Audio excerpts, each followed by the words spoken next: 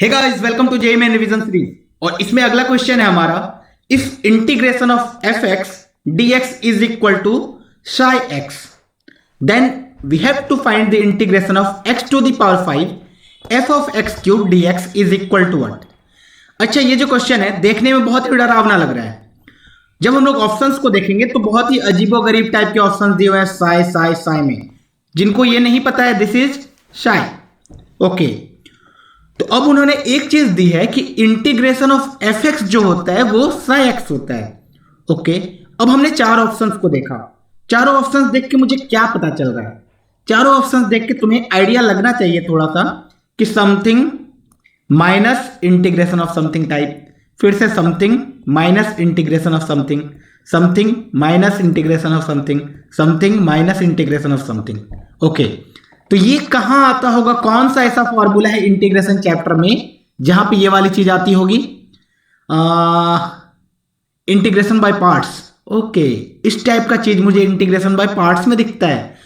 हाँ, integration by parts होता क्या है एक बार बता दो। तो यहां पे हम लोग एक चीज रिवीजन कर लेते हैं। इंटीग्रेशन ऑफ बाय पार्ट्स होता क्या है? अगर मेरे पास दो फंक्शन गिवन हो, F x, f1 x and f2 x d x. Okay, दो फंक्शन का मल्टीप्लीकेशन गिवन हो, उसका इंटीग्रेशन करना हो तो हम लोग किससे कर सकते हैं? इंटीग्रेशन बाय पार्ट से। एक को हम लोग फर्स्ट फंक्शन मानते हैं, एक को सेकंड फंक्शन मानते हैं।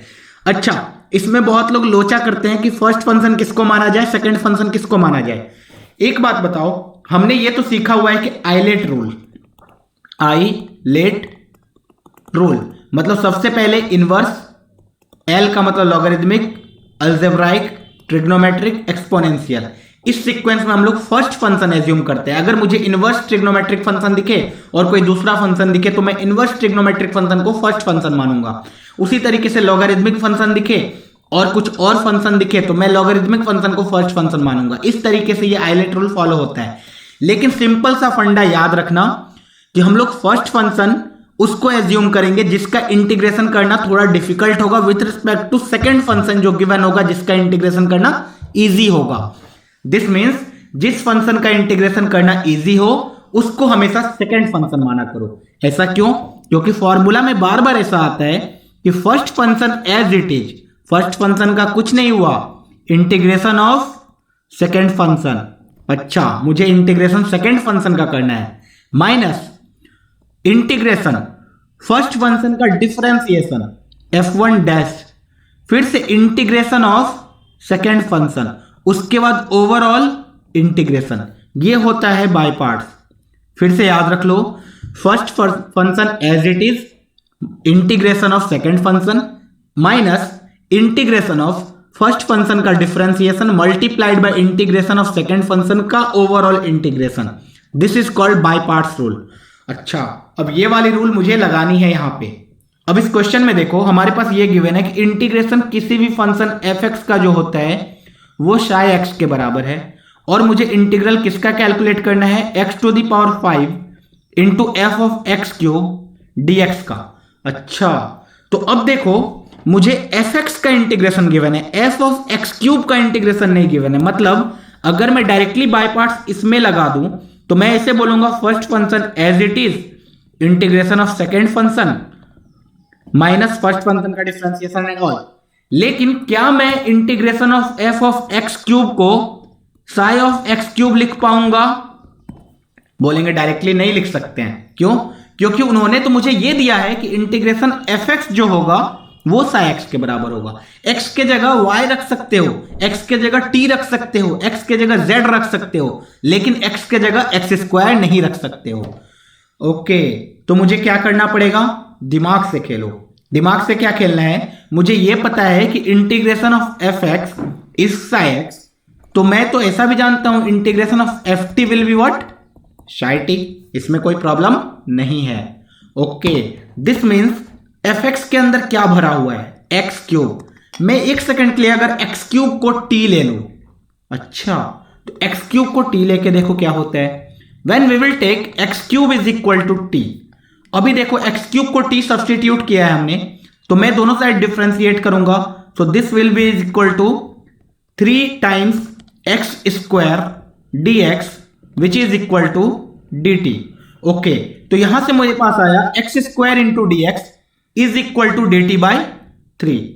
ये रिलेशन मेरे पास आया कि x square into d x will be equal to d t by 3।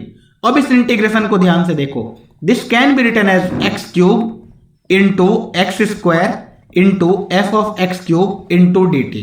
अच्छा, तो अब ये x square into d t को क्या लिखा जा सकता है, x square into d x है, यहां पे डी टी नहीं d x, x square into d x को क्या लिखा जा सकता है, d t by 3। Okay, so this means we can write this integral as integration x cube को हम लोग क्या लिखेंगे, t, x square into d x को क्या लिखेंगे, डी टी बाई 3, उसको मैं बाद में लिख दूंगा, बाई 3 को मैं कॉमन निकाल रहा हूं बाहर। Okay, into f of x cube को क्या लिखेंगे, F of t d T. ये हमारा फाइनल इंटीग्रेशन बन गया। अब इसका इंटीग्रेशन करना बहुत ही आसान है। क्या लगाएंगे, बाय पार्ट्स। फर्स्ट फंक्शन किसको एज्यूम करेंगे, ऑब्वियसली टी को एज्यूम करेंगे। Second function F of T को एज्यूम करेंगे। क्यों, क्योंकि इंटीग्रल ऑफ एफ एक्स पहले से मेरे पास दिया हुआ है, that is integral of f t given है। ओके, तो मैंने फर्स्ट फंक्शन इसको एज्यूम किया, सेकंड फंक्शन इसको एज्यूम किया, तो 1/3 तो कॉमन है, बाहर निकल गया। First function as it is t को रहने दिया, integration of second function minus first function का डिफरेंशिएशन किया, टी का differentiation 1, integration of second function का overall integration. Okay, so this will be the final answer. अब हमें क्या करना होगा, सारे ऑप्शन में फाई के टर्म में गिवन है, एक्स के टर्म में गिवन है, तो हम लोग क्या करेंगे, टी को एक्स क्यूब सब्सटीट्यूट करेंगे और इंटीग्रेशन ऑफ एफ टी को साई टी सब्सटीट्यूट करेंगे। That is this can be written as t, अभी टी ही रहने दिया, integration of f t d t can be written as psi of t minus overall integration and this can be written as psi of t d t. Okay, अब हम लोग क्या करेंगे, finally t को x cube substitute कर देंगे। जब t को एक्स क्यूब सब्सटीट्यूट किया, so this is equal to 1/3 तो कॉमन है, x cube psi of x cube minus integration psi of x cube d of x cube. Okay, so d of x cube can be written as 1/3 x cube psi of x cube minus d of x cube can be written as 3 into x square psi of x cube dx. Okay, so this is the final answer. Okay, अब मैंने क्या किया, 3 को multiply कर दिया। जब 3 को multiply करेंगे, so this can be written as 1/3 x cube psi of x cube minus 3 into 3 cut जाएगा, integration x square psi of x cube dx। So this will be the final answer. अच्छा, जिन्हें भी यहां ये समझ में नहीं आया dx क्यूब को मैंने ऐसा कैसे रख दिया, तो याद करो dt को हमने क्या लिखा था, 3, dt can be written as 3x square dx। यहां से भी तुम लोग सब्सटीट्यूट कर सकते हो, ठीक है। Okay, so our final answer is 1/3 x cube psi of x cube minus integration x square psi of x cube dx। तो देखते हैं कौन सा ऑप्शन है हमारा, 1/3 psi of x cube minus x square x cube dx plus c. So c वाला option is the correct option. तो इस क्वेश्चन से बेसिकली हमने सीखा क्या, कि हमारे पास इस टाइप के फंक्शंस हो तो हमें ये पता होना चाहिए कि क्या सब्सटीट्यूट करना है। उसके बाद हमें बाय पार्ट्स का फॉर्मूला तो रटा हुआ होना चाहिए। हमें यह भी आनी चाहिए कि बाय पार्ट्स में फर्स्ट फंक्शन किसको एज्यूम किया जाए, सेकंड फंक्शन किसको एज्यूम किया जाए। अगर इतना आता है मुझे तो मैं ये क्वेश्चन बहुत ही आसानी से कर सकता हूं। बस क्वेश्चन के स्ट्रक्चर को देख के हमें डरना नहीं है।